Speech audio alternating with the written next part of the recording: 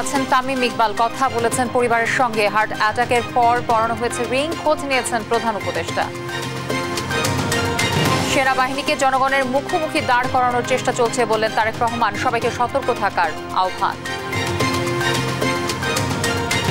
July August গণ অভ্যুত্থান মামলার অগ্রগতিতে ট্রাইব্যুনালের অসন্তোষ। জনবল বাড়ানোর তাগিদ। দ্রুততম সময়ে বিচার দাবিতে বাইরে বিক্ষোভ। নামিল গ্রুপের চেয়ারম্যান ও পরিবারের 24 স্থাবর সম্পত্তি ক্রয়ের নির্দেশ। চেক জালিয়াতি মামলায় জব্দ হচ্ছে ক্রিকেটার সাকিবের সম্পদ। ঈদ সামনে রেখে সতর্ক অবস্থায় আইন শৃঙ্খলা বাহিনী। আশ্বস্ত করলেন স্বরাষ্ট্র সচিব। চলতি মাসেই চালু অস্ট্রেলিয়ার ভিসা সেন্টার। সাগরপথে ফেরির যুগে বাংলাদেশ। চট্টগ্রাম সন্দ্বীপ রুটে ফেরি চলাচল উদ্বোধন। নিরসনের পথে চলাচলে দীর্ঘদিনের দুর্ভোগ।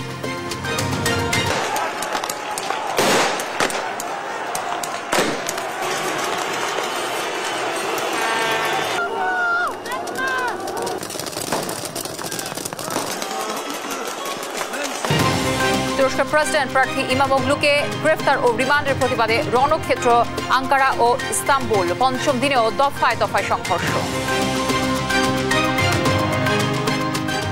দর্শক, আমন্ত্রণ সংবাদ সন্ধ্যায়। শুনছিলেন শিরোনামগুলো। সঙ্গে রয়েছে আমি তানসিয়া চৌধুরী। আগের চেয়ে ভালো আছেন ক্রিকেটার তামিম ইকবাল। বিকেএসপিতে ডিপিএল এর ম্যাচ চলাকালে হার্ট অ্যাটাকে আক্রান্ত হলে দ্রুত তাকে নেওয়া হয় পাশের কেপিজে স্পেশালাইজড হাসপাতালে। সেখানকার কার্ডিয়াক কেয়ার বিভাগে তামিমের হার্টে পরানো হয় রিং।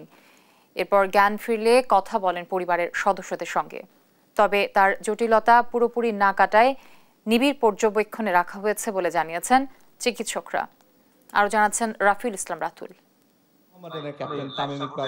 আচমকা এক খবরে দেশের ক্রিকেটাঙ্গন যেন থমকে গিয়েছিল। বিকেএসপির ডিপিএল এর খেলা চলাকালীন হার্ট অ্যাটাক হয় তামিম ইকবালের। সাভারের কেপিজি স্পেশালাইজড হাসপাতালে হার্টের রিং পরানোর পর এখন আগের তুলনায় ভালো আছেন তামিম। ইতিমধ্যে তার জ্ঞান ফিরেছে ও পরিবারের সদস্যদের সঙ্গেও কথা বলেছেন। গণমাধ্যমকে এমনটাই জানিয়েছেন বিসিবি পরিচালক মাহবুব আনান। তবে তামিমের জটিলতা পুরোপুরি কাটেনি বলে জানিয়েছেন চিকিৎসকরা। তাকে 72 ঘন্টা পর্যবেক্ষণে রাখা হয়েছে। এ নিয়ে দেশ টিভির সঙ্গে কথা বলেছেন কেপিজে হাসপাতালের পরিচালক ডক্টর রাজীব। জানান তামিমের জটিলতা পুরোপুরি কাটাতে কিছুটা সময় লাগবে। একটা হার্ট অ্যাটাক ছিল, এনজিওপ্লাস্টি হয়েছে, একটা স্টেন্ট লাগছে। আল্লাহর রহমতে ভালোভাবে করা গেছে। তারপরেও যেহেতু কন্ডিশনটা যখন এসেছিলেন তখনই ক্রিটিক্যাল ছিল। আমরা এখনো ক্রিটিক্যাল লেভেলেই ওনাকে রাখতেছি আর কি। অ্যাটলিস্ট 24 to 48 আওয়ার্স অ্যাটলিস্ট লাগে। তো সেখানে আমরা একটু এক্সটেন্ডেড ধরছি। 72 ঘন্টা মনে করেন যে একটু ক্রিটিক্যাল থাকেই আসলে, কিন্তু আগের থেকে উনি ইমপ্রুভ করছেন। এর আগে মাঠে অসুস্থ হওয়ার পর দ্রুতই তামিমকে নিয়ে যাওয়া হয় সাভারের কেপিজে স্পেশালাইজড হাসপাতালে। দুবার হার্ট অ্যাটাকের পর হাসপাতালের নিবিড় পর্যবেক্ষণ কেন্দ্রে রাখা হয় তাকে। সেখানে এনজিওগ্রাম করে তামিমের হার্টে ব্লক ধরা পড়ে। প্রায় 20 মিনিট সিপিআর দেওয়ার পর সচল হয় হার্ট। এরপর অপারেশন করে হার্টের রিং লাগিয়ে সিসিইউতে স্থানান্তর করা হয় তামিম ইকবালকে। রাফিউল ইসলাম রাতুল, স্পোর্টস ডেস্ক, দেশ টিভি। সেনাবাহিনীকে জনগণের মুখোমুখি করার চেষ্টা হচ্ছে বলে অভিযোগ করেছেন বিএনপির ভারপ্রাপ্ত চেয়ারম্যান তারেক রহমান। রাজধানীর ইস্কাটনের লেডিস ক্লাবে বিশিষ্ট সাংবাদিকদের সম্মানে বিএনপির মিডিয়া সেল আয়োজিত দোয়া ও ইফতার মাহফিলে কথা বলেন তিনি। এ সময় সবাইকে সতর্ক থাকার আহ্বান জানিয়ে তারেক রহমান বলেন, পতিত স্বৈরাচারের দস্যুরা দেশকে অস্থিতিশীল করতে চেষ্টা করছে। তাই কারো উস্কানিতে পা না দিতে ঐক্যবদ্ধভাবে ষড়যন্ত্র মোকাবেলা করতে হবে, সেটি বলেছেন। সেনাবাহিনীকে জনগণের মুখোমুখি করানোর চেষ্টা করা হচ্ছে। আপনি একজন সাংবাদিক হিসেবে, আমি একজন রাজনৈতিক কর্মী হিসেবে আমরা এতটুকু বুঝি যে এটি পিছনে নিশ্চয়ই কোনো ষড়যন্ত্র আছে। আমরা সকলে মিলে, দেশপ্রেমিক প্রত্যেকটি মানুষ আমরা সকলে মিলে যদি সচেতন থাকি, সচেষ্ট থাকি, অবশ্যই আমরা এই ষড়যন্ত্র মোকাবেলা করতে সক্ষম হব। পরাজিত ফ্যাসিবাদের দস্যুরা প্রধান উপদেষ্টা ডক্টর মোহাম্মদ ইউনূসের চীন সফর নিয়ে ধূমজাল তৈরির চেষ্টা করছে, এমন অভিযোগ করেছেন বিএনপির সিনিয়র যুগ্ম মহাসচিব রুহুল কবির রিজভী। সোমবার বিএনপির কেন্দ্রীয় কার্যালয়ে এক সংবাদ সম্মেলনে তিনি এই অভিযোগ করেন। এ সময় মহান স্বাধীনতা ও জাতীয় দিবস উপলক্ষে দলের 2 দিনের কর্মসূচি ঘোষণা করেন তিনি। রিজভী বলেন, বিএনপি বারবার গণতন্ত্র ফিরিয়ে আনতে যে ত্যাগ স্বীকার করেছে তা বিশ্বের ইতিহাসে নজিরবিহীন। শেখ হাসিনা বন্দুক দিয়ে ইতিহাস বদলাতে চাইলেও পারেনি। বাংলাদেশে কোনো স্বৈরাচার টিকে থাকতে পারেনি বলেও মন্তব্য করেন তিনি। শেখ হাসিনা আইন দিয়ে, আদালত দিয়ে, জোর করে, হুমকি দিয়ে রাইফেলের মুখে ইতিহাস বদলাতে চেয়েছেন, কিন্তু মানুষ সেই ইতিহাস শোনেনি। বাংলাদেশ এমন একটি দেশ যে দেশে স্বৈরাচার আসতে পারে কিন্তু স্বৈরাচার টিকে থাকতে পারে না। জুলাই অগস্ট গণ অভ্যুত্থানে মামলার তদন্ত ও আসামি গ্রেফতারে ধীরগতি নিয়ে অসন্তোষ জানিয়েছেন ট্রাইব্যুনাল। সে সঙ্গে জনবল বাড়ানোর তাগিদও দেওয়া হয়েছে।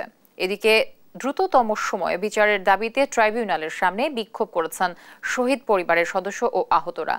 আওয়ামী লীগকে নিষিদ্ধের দাবিও জানান তারা। তারেক মাহমুদ সুজনের রিপোর্ট। 2016 সালে কল্যাণপুরে জাহাজ বিল্ডিং নামের একটি বাসায় জঙ্গি নাটক সাজিয়ে 9 জনকে হত্যা করে আইন শৃঙ্খলা বাহিনী।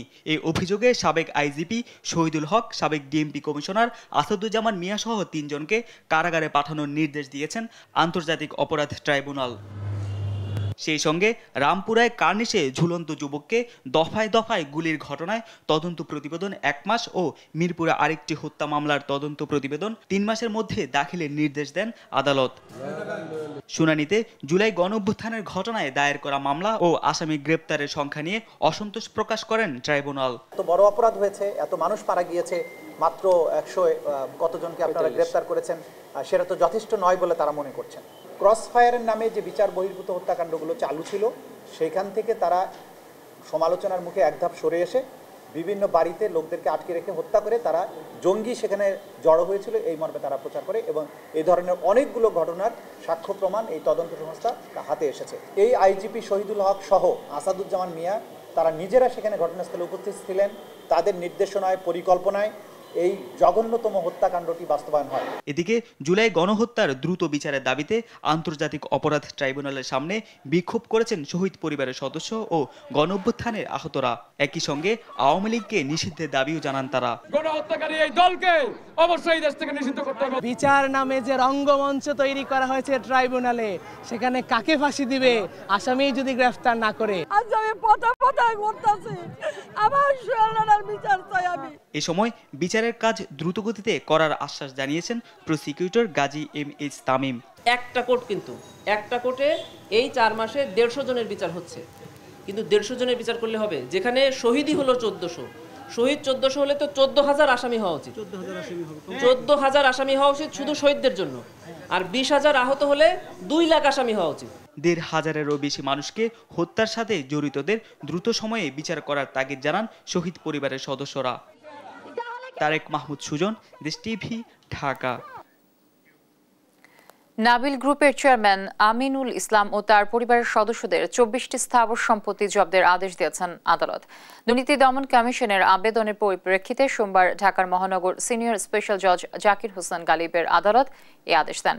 সম্পদের মধ্যে আমিনুল ইসলামের নামে 132 বিঘা, তার স্ত্রী ইসরাত জাহানের নামে 23 বিঘা, নাবিল ফার্মা লিমিটেডের নামে 13 বিঘা, আনোয়ার ফিড মিলস লিমিটেডের নামে প্রায় 1 বিঘা, নাবিল গ্রেট হোমস লিমিটেডের নামে প্রায় 9 বিঘা এবং নাবিল নাবা ফুডসের নামে 8 শতক জমি রয়েছে।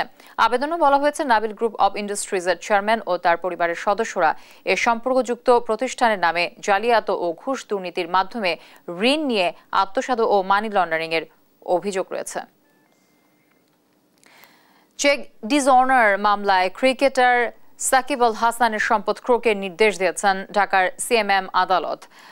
আইএফআইসি ব্যাংকের প্রায় 4 কোটি 15 লাখ টাকা চেক জালিয়াতি মামলায় এই আদেশ দেন বিচারক।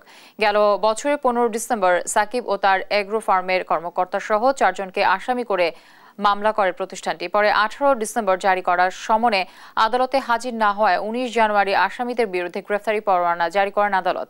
বাদীপক্ষের আইনজীবী জানান, বিচারিক ধারাবাহিকতায় সোমবার এই আদেশ দেন বিচারক। এজাহারে বলা হয়েছে, সাকিব এগ্রো ফার্মের ঋণের বিপরীতে 2টি চেক দিয়েছিলেন ব্যাংকে। ঋণ শোধ না করায় টাকা উত্তোলন করতে গিয়ে দেখা যায় তার অ্যাকাউন্টে পর্যাপ্ত টাকা নেই। ইনস্ট্রুমেন্ট যে মামলা হয়েছে সেটার প্রেক্ষিতে বিভিন্ন স্টেপ ওনাকে প্রথম সমন হয়েছে।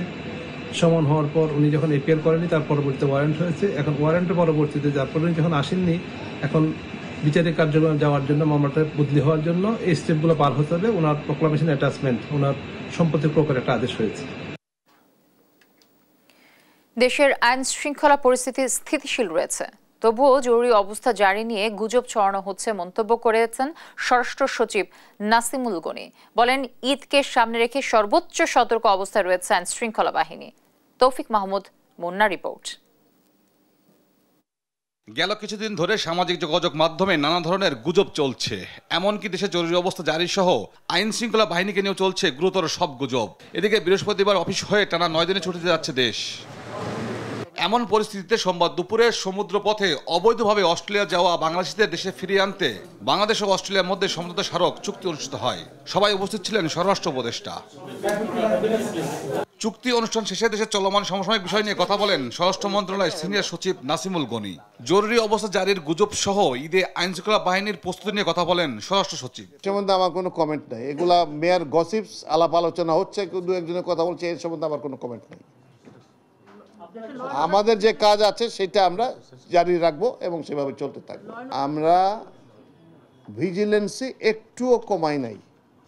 আপনারা জানলে জেনেও থাকতে পারেন যে শুধু নর্মাল যে পেট্রোলিং হচ্ছে পুলিশের তা না, আমার মিনিস্ট্রির থেকে একটা লিস্ট করা আছে। প্রতি রাত্রে 2 জন অফিসার ঢাকা শহরের প্রত্যেকটা পেট্রোলিং কদ্দূর হচ্ছে না হচ্ছে সেটা সরাসরি তারা যাচ্ছেন। এদিকে চলতি মাসের শেষের দিকে ঢাকায় অস্ট্রেলিয়া ভিসা সেন্টার চালু হচ্ছে বলে জানান সিনিয়র সচিব নাসিমুল গনি। ভিসা সেন্টারটা এখন তো, এর আগে এটা বাইরে হতো, ঢাকার বাইরে হতো, বাংলাদেশের বাইরে হতো। হ্যাঁ, এইটা এতদিন দিল্লি থেকে হচ্ছিল, তো সেটা এখন অপারেটিং শুরু করবে এই মাসের শেষের থেকে। মনে করেন যে ঈদের পরপরই হয়তো চালু হয়ে যাবে, আশা করছি। তিনি জানান, ঘর বাড়ি ও জমি বিক্রি করে দালালের মাধ্যমে অবৈধ পথে অস্ট্রেলিয়ায় বাংলাদেশিদের প্রবেশ বন্ধে ব্যবস্থা নিচ্ছে সরকার। তৌফিক মাহমুদ, মুন্না, দেশ টিভি, ঢাকা। ঈদ উদযাপনে আগেভাগেই ঢাকা ছাড়ছে মানুষ। এতে শুরু হয়েছে রেল ও সড়ক পথের ঈদযাত্রা। সোমবার ভোর 6টায় ঢাকা রেল স্টেশন থেকে রাজশাহীর উদ্দেশ্যে ছেড়ে যায় ধূমকেতু এক্সপ্রেস। এদিকে সড়ক পথে নেই তেমন যাত্রী চাপ, তবে আগামীকাল থেকে যাত্রী বাড়বে এমনটাই আশা বাস সংশ্লিষ্টদের। আলিমুজ্জামান সাফনের প্রতিবেদন, জানাচ্ছেন নাফিয়া ফরজানা। 3.5 মাসের শেহজাদকে কোলে নিয়ে ঈদ করতে রাজশাহী যাচ্ছেন মা। শ্বশুর শাশুড়ি ও পরিবারের সঙ্গে আনন্দ ভাগাভাগি করতে আগেভাগেই যাচ্ছেন বাড়িতে। যাত্রাপথের স্বস্তির কথা ভেবে রেলকেই বেছে নিয়েছে শেহজাদের পরিবার। ফ্যামিলির সাথে ঈদ করতে আমরা খুব কমফোর্টেবল ফিল করি, আমাদের খুব ভালো লাগে। আর ট্রেন জার্নিটা অলওয়েজ কমফোর্টেবল, এই কারণে আমরা ট্রেনটাকে ঈদ যাত্রা হিসেবে বেছে নিয়েছি। ঈদযাত্রার প্রথম দিন কমলাপুরে যাত্রীদের ভিড়। নারীর টানে বাড়ি ফিরছেন নানান শ্রেণী পেশার মানুষ। আমি দাদু বাড়িতে ঈদ করব। আগে আসছি, মনে করছিলাম যে রাস্তায় মনে হয় জ্যাম পাবো, বাট জ্যাম পাইনি। কর্তৃপক্ষ বলছে, কারিগরি ত্রুটি থাকায় 2টি ট্রেনে কিছুটা বিলম্ব হলেও যাত্রীদের কোনো অভিযোগ পাননি। শেষের 3 দিন যাত্রী চাপ বাড়বে বলে ধারণা করা হচ্ছে। আমাদের বিভিন্ন স্তরে চেকিং ব্যবস্থা আছে, যার জন্য যাতে বিনা টিকিটই কোনো ব্যক্তি ট্রেনে উঠতে না পারে সেই ব্যবস্থা আছে। 27, 28, 29 এই 3 দিন সবচেয়ে বেশি যাত্রী সমাগম হতে পারে বলে আমার মনে হচ্ছে। সারা দেশের শিডিউল অনুযায়ী ছাড়ছে 43 জোড়া আন্তনগর ও 25টি কমিউটার ট্রেন। এদিকে ট্রেনের পাশাপাশি সড়ক পথেও শুরু হয়েছে ঈদযাত্রা, তবে এখনও নেই যাত্রী চাপ। সকাল থেকেই রাজধানীর বাস টার্মিনালগুলোতে দেখা যায় প্রতিদিনকার নিয়মিত চিত্র। না, ভাড়া আমাদের রেগুলার ভাড়াই আছে, যাত্রী চাপ আছে মোটামুটি, এখনো কোনো ভোগান্তি নাই, আলহামদুলিল্লাহ সবকিছু ভালো যাচ্ছে। কাল থেকে যাত্রী চাপ কিছুটা বাড়বে, প্রত্যাশা পরিবহন সংশ্লিষ্টদের। নাফিয়া ফারজানা, দেশ টিভি, ঢাকা। এবারে নববর্ষের উদযাপন হবে 2 দিন, তবে মঙ্গল শোভাযাত্রার নাম পরিবর্তন নিয়ে কোনো আলোচনা হয়নি। সোমবার ঢাকা বিশ্ববিদ্যালয়ে সিনেট হলে শোভাযাত্রা আয়োজনে সংস্কৃতি মন্ত্রণালয়, ঢাকা বিশ্ববিদ্যালয় এবং সাংস্কৃতিক ব্যক্তিত্ব সহ অংশীজনের সঙ্গে বৈঠকের পর এ কথা বলেন সংস্কৃতি উপদেষ্টা মুস্তফা সরওয়ার ফারুকী। বলেন, এবারে শোভাযাত্রায় কি কি থাকবে, কিভাবে আয়োজন করা হবে তা নিয়ে আলোচনা হয়েছে। এবারের স্লোগান নববর্ষের ঐক্যতান, ফ্যাসিবাদের অবসান। এবার বিভিন্ন জাতিগোষ্ঠী এবং বেসরকারি বিশ্ববিদ্যালয়েও অংশ নেবে।